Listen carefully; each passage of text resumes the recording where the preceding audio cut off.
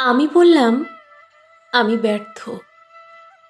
ভগবান বললেন, বিশ্বাসীরা সফল হয়। আমি বললাম, আমার জীবনে অনেক কষ্ট।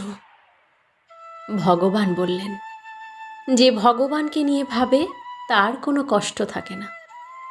আমি বললাম, বিজয় অনেক দূরে।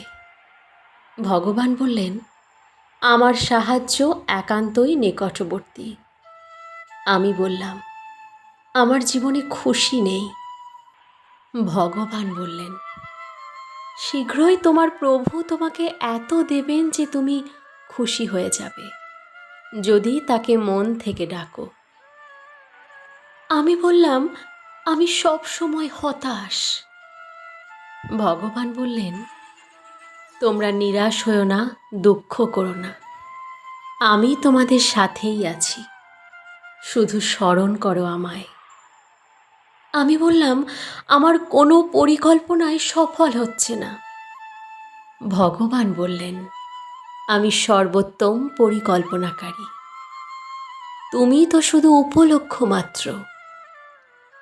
আমি বললাম, আমার কেউ নেই।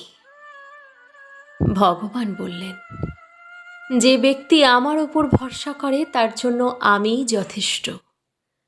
উদাহরণস্বরূপ, কুরুক্ষেত্রের যুদ্ধে শুধু আমি পাণ্ডব পক্ষে ছিলাম।